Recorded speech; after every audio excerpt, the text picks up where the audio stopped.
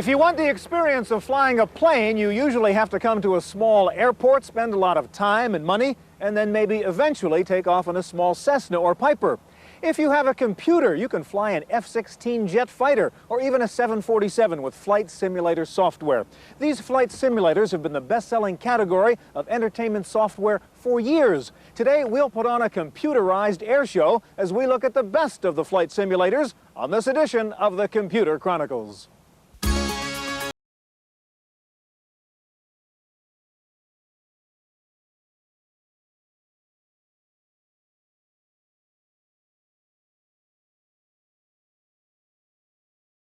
Computer Chronicles is made possible in part by the Software Publishers Association, which reminds you that software piracy is a federal offense. When a few people steal software, everyone loses. Additional funding is provided by CompuServe, by PC Connection and Mac Connection, by Byte Magazine and Bix, the Byte Information Exchange, and by Intel Corporation, Personal Computer Enhancement. Welcome to the Computer Chronicles. I'm Stewart, Cheifet, and with me this week is Jan Lewis. Jan, we're looking at Microsoft's Flight Simulator, in fact, the newest version, version 4.0, which adds all kinds of interesting things. As you can see, you can communicate with air traffic control, you can fly a glider in this particular version of the program, you can have a random weather generator, and you can actually design your own plane and then see if it will fly.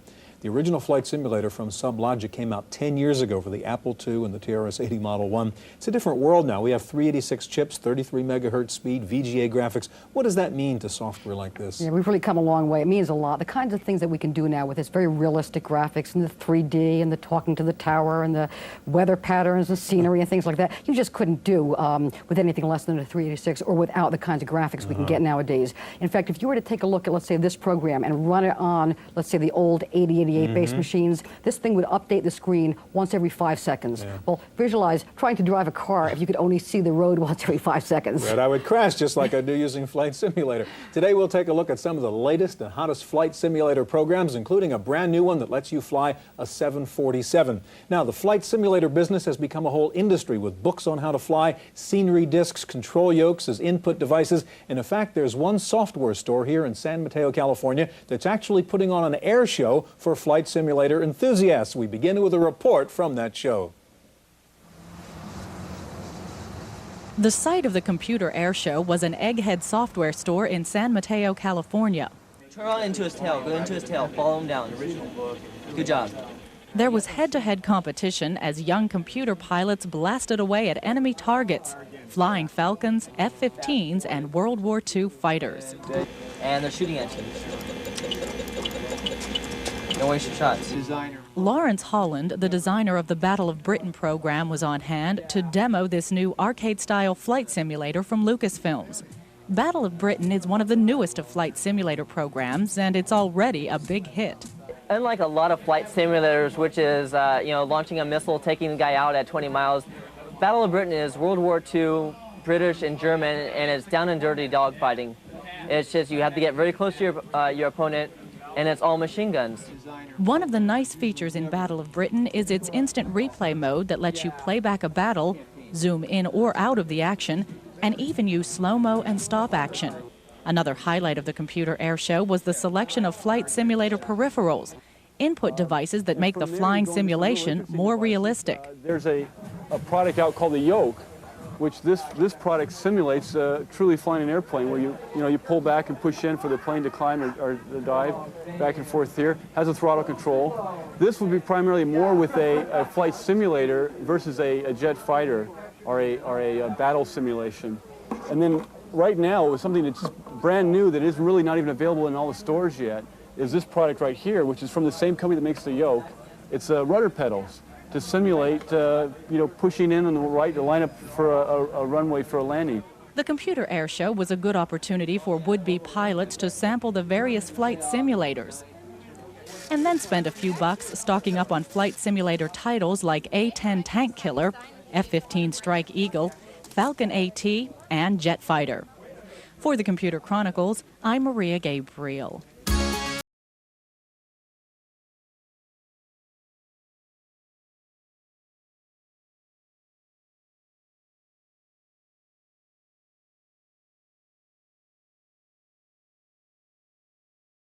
Alabite, and next to Gilman, Wild Bill Steely, president and co-founder of Microprose. Jan?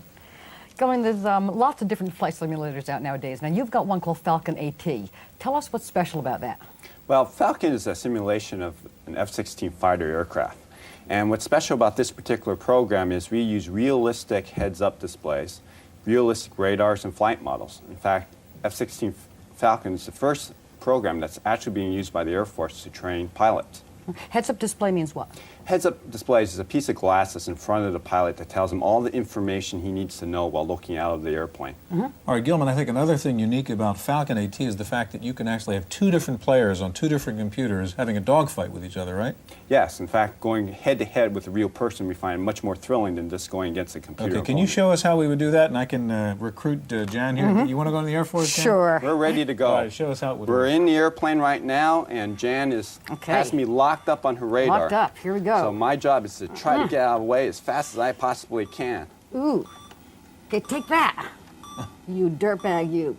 All right, tell us what's happening for we novices here. Right Gilman. now, she has me on a complete radar lock, and she just fired a missile that hit me right in the rear of my plane, and I'm in flames, and I'm heading down. There you go.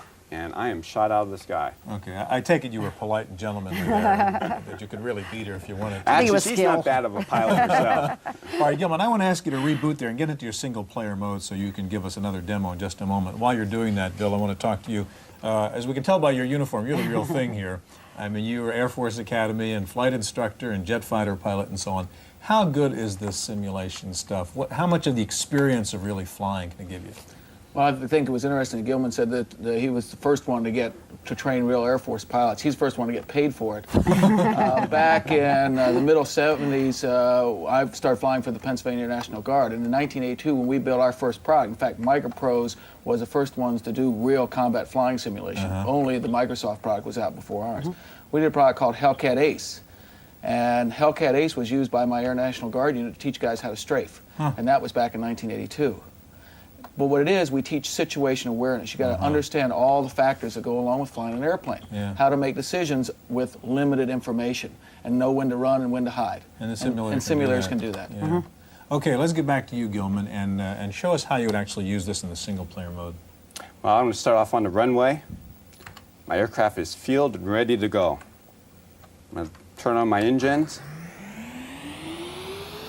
light my afterburners, take off my brakes, and I'm going to start taxiing down the runway. My job today is to find MiGs and shoot them down. I'm up, and I'm going to go right into the cockpit.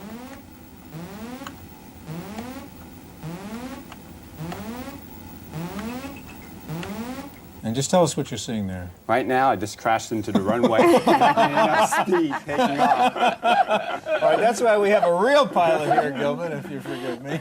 And Look, I think these are simulations, right? That's what it is. They are simulations, and if you do the wrong thing, the wrong thing happens. That's right. All right, I want to ask if you can get out of that for a moment, because I want Bill to give us a chance to show F-15 Strike Eagle. What's special about that? How do you position that as one of the flight simulators? Well, it was the original combat flight simulator. The original version that sold 1 million copies worldwide. It gave an opportunity for a lot of people to sell flight simulators. We take a little different approach. We take the player's approach. We're more interested in 250 million square miles of terrain. We're more interested in the Persian Gulf, Central Europe. So where Gilman concentrates on the cockpit, we concentrate on the situational awareness, which he does too, but we're more interested in 3D graphics on the ground. That's All right, fly the plane. Show me how it Okay, works. as a veteran fighter pilot, I'll head out on the Persian Gulf, and you notice I can do Vietnam if I wanted to. And we'll go from an air base to an Army headquarters to a missile boat. Okay, I'm ready to go. And here we're going to be sitting on the... We'll fire the engine up, start rolling down. And notice on the left we have a top-down map of the entire Persian Gulf area. On the center we have a map that tells us if the bad guys are going to shoot us down. And we got a target right in front of us. It's locked on the right one. It's an F-5 Tiger. We got missiles away. Missiles away. Okay, we're going to follow that missile and head over there and see what we got. We got a hit. Nice hit. And we got a missile boat there out in front of us. But what I'd like to do is come back over the top. And you notice my pitch lines there. And I've got the runway that we just took off of down there. So I'm going to come flying by the runway just so we can get a good look at the runway. And we're heading down the runway. And you notice we got runways and all that kind of good stuff out there. And there I'm flying down the runway.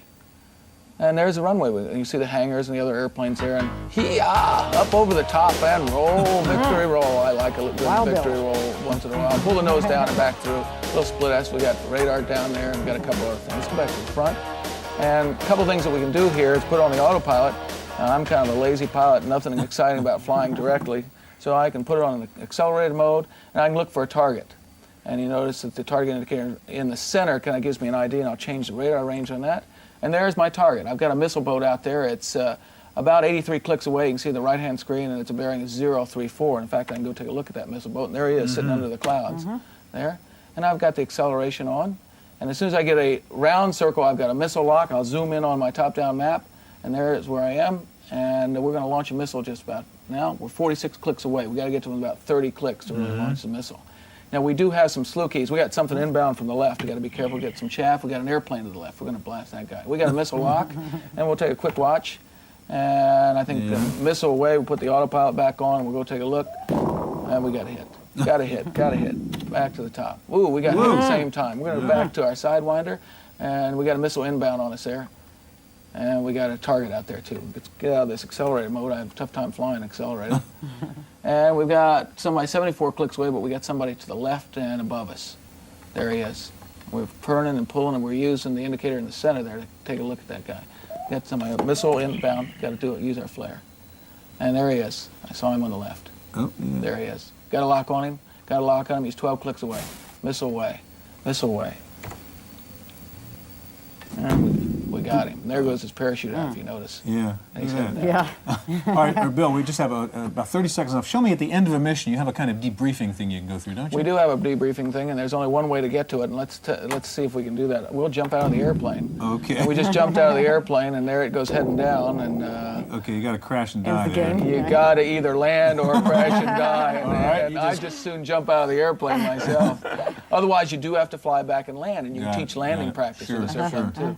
For the beginner pilots, of course, we have a mode where it'll land for you, just to let beginner pilots not be too concerned about Okay, and what are we seeing right here then? Well, this is you riding down on your parachute. I mean, the parachute's above you, and your feet got to touch the water before they can come pick you up in the helicopter. You know? Okay, then we get the debriefing here? Yeah. Okay. And what is this? That is the Persian Gulf, and we took off from that air base there, and then we flew out there and shot down an F-5 Tiger, and then we were hit by a Sea-Cat missile. So you got to run through the whole history of what happened during that particular flight. Yep, and then it sends us off and gives us a medal and says, "Good job, Bill."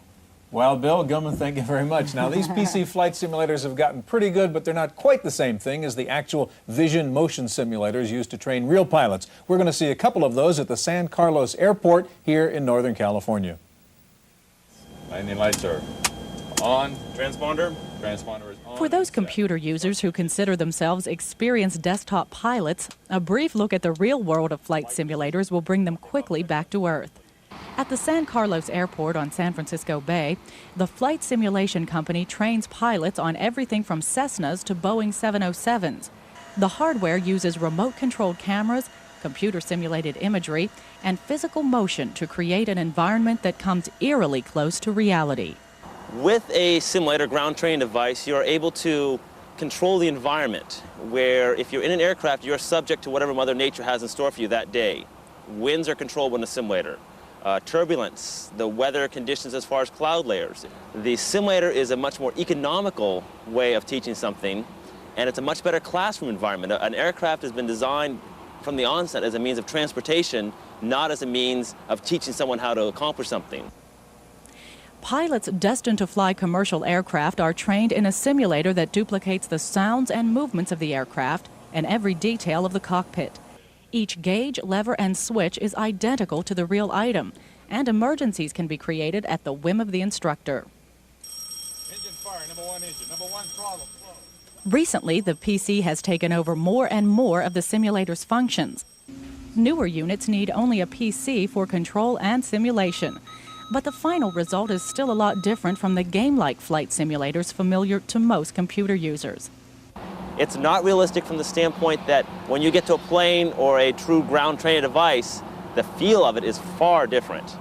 But you know what's going to happen when you start a left-hand turn. The degree of that left-hand turn and how quickly things are going to happen is what you then need to learn through a flight simulator or an aircraft.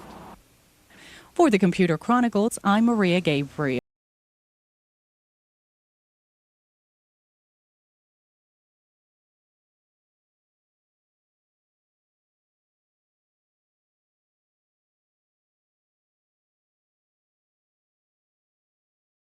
Chairman of Velocity Development Corporation. Next to Moses, we have Damon Sly, Vice President for R&D and Dynamics, and also with us Mike Woodley, Director of Database Development with SubLOGIC. Jan? Moses, in the last segment, we just saw a couple of combat flight simulators. Today, you're going to be showing us Jet Fighter, your flight simulator. What's different about it? Well, first of all, I'd like to say that Gilman and Bill built the best simulators in 1987 and 88, but we're the only ones nominated for the best flight simulator and best entertainment product of 1989. Okay. All right, that's the commercial.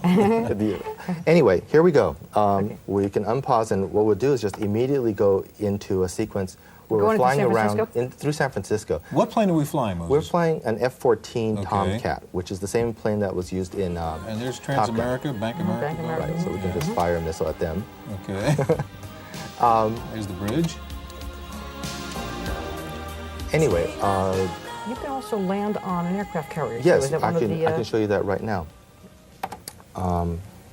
So we can pop up the menus and then go and select whatever kind of aircraft we want. We'll pick an F-14 because it also, well, we'll pick the F-18. That supports carrier landings. And we will land at the USS Constellation. Okay. Okay, so we'll hop in here and we're ready to go.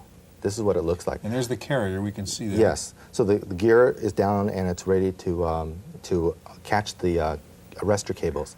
By the way, it's very dangerous to do carrier landings. I can imagine. The Navy actually let us experience a carrier landing while we were doing the research for this project, and it was the scariest thing I've ever experienced. It's like combining... You're coming in right now? Yes, we're coming in right now. I'm going to kill the power in just a second. Actually, you're supposed to... Did you make it?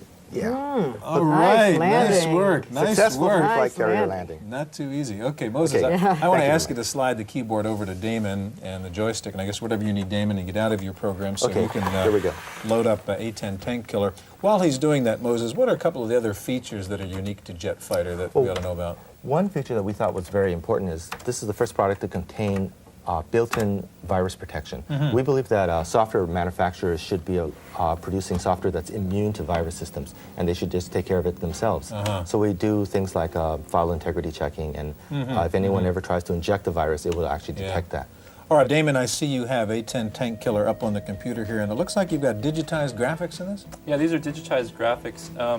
They're made possible by the VGA card with 256 colors, and those are real actors and costumes, the whole bit. So we wanted a realistic, authentic feel to our All right, product. what plane are we flying in Tank Killer? We're flying the A-10 Thunderbolt, which is a close air support aircraft. It's a lot different than these other aircraft that you've seen before.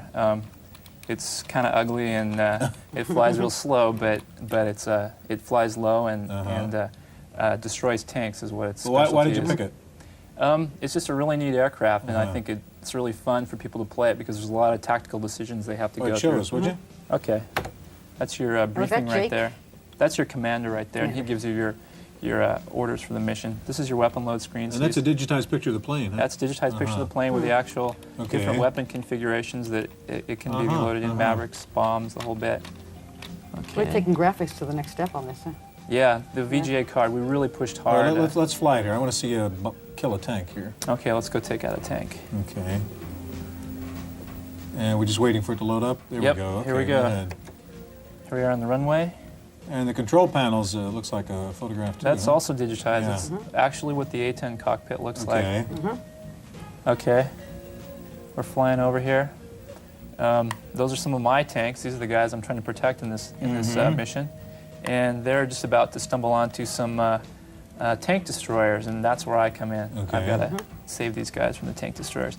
You can see the radio chatter. That's something we really concentrated on in the product. We wanted to get it. It's just coming up in text on the screen. Yeah, eventually we'll have CD-ROM types of systems, Digitized and we'll voice. have Yeah. real digitized voice. There's those nasty tank destroyers. I'm going to come in here and do it the easy way. I'm going to fire a Maverick at these guys, an air-to-ground missile. We're coming low. Here we come. That's the Avenger cannon machine gun. Here we go. I see it. I'm going to come through. We got big Oh, digitized yes. bitmap Very explosions. Nice. Very nice. Whoops. And you can see the external views that we've got. Yeah. Gradient fill skyline. All right, Damon, I got to ask you to get out of this so we get a chance to see ATP from SubLOGIC here and slide the keyboard and the controls over to Mike over there, if you can.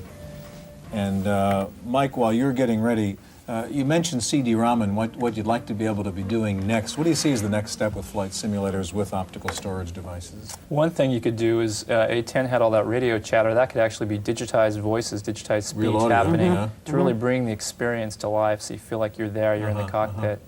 Okay, Mike, you've got ATP up and running now. What does ATP stand for? Airline Transport Pilot. Okay, what kind of planes can we fly on that? That's a choice of Boeing 737, 747, 767, Airbus A300 series, and a Shorts 360, which is a small turbo. These are all civilian. No jet fighters, no Sidewinder missiles. No Sidewinders or Sparrows. Flying passenger planes. You got it. All right, you're in the middle of flight. We've already taken off. So, That's right. So kind of run us through this. I've taken off from Chicago O'Hare, and we're flying towards downtown, and we have 40 buildings in the downtown area, as we do in 26 cities total. One of the things we can do for people with the slower machines, we've got lots of detail going on here, is you can adjust this complexity, and I can turn off buildings there. As you so see you can reduce the graphics complexity to speed up That's right, the animation rate. Machine. And you can also change weather conditions and do night flying and things like that? That's right. In fact... can you do night flying right now? Okay, I'll change the time of day here. It has a real-time clock in there, right? So That's right. It actually reads your system clock and loads that in so that's the current time that it's flying at. So if you came home from work and it was evening, it would be evening. It'd be well, let's pretend it's evening. Okay. Here. And just tell us what you're doing. Decreasing the hour, setting the time to like, early in the morning. 4 in the morning. Okay, and it's that's gorgeous. And then, as you can see, there's the city streets in Chicago have little lights lining them. So that's downtown Chicago we're flying towards? That's right, and it looks a lot like that. It looks very much like that. So your scenery here is based on real data? That's right. I use government databases for the placement of the buildings and their heights, the navigation aids, the airports, and anything else I can think of. And how realistic is the modeling in terms of the performance of a 737, for example?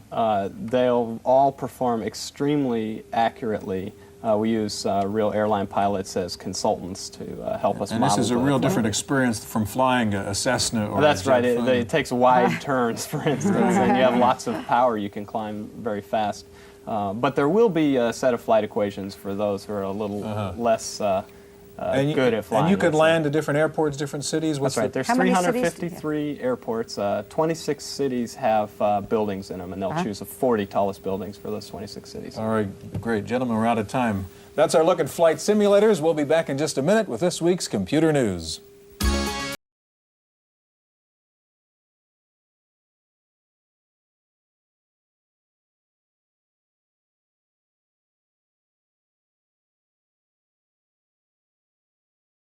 First there was the spell checker, then the thesaurus, and now you can have a complete 116,000 word dictionary inside your word processor. Houghton Mifflin Software has just released the electronic American Heritage Dictionary for PCs. It's a full-blown dictionary utilizing a search text feature that lets you not only look up a word, but look up any other word that contains your word in its definition. The electronic dictionary does not require a CD-ROM drive, but it does take up about 3 megabytes on your hard drive. The American Heritage Electronic Dictionary selling for $89.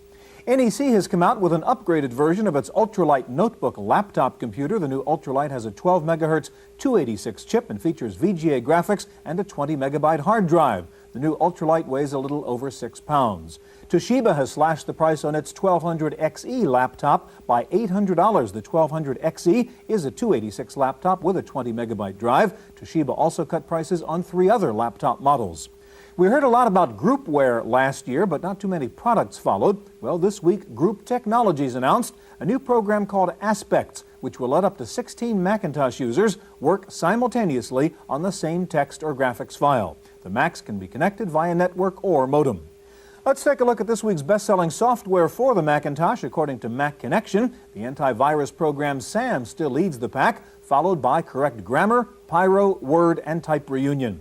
Quicken slips to number 6, followed by Adobe Type Manager and Excel. PageMaker moves up to the top 10 for the first time, and 5th generation's Suitcase rounds out the list. Ventura Software says the Mac version of Ventura Publisher will finally ship this fall. Ventura Mac will be able to import DOS files and will work with most Mac word processors. In this week's software review, Paul Schindler takes a look at a new computer game. Greetings, Earthlings. Arkanoid 2, The Revenge of Doe follows on to a very popular game called Arkanoid. Arkanoid 2 resembles the classic game Breakout. Goodies fly around and you respond along with screeching sound effects. Just watch and listen for a moment.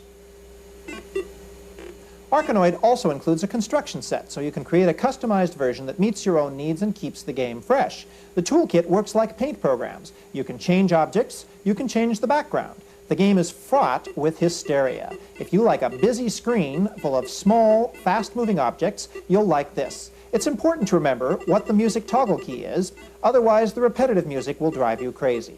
Arkanoid's many setups make it interesting and keep it interesting.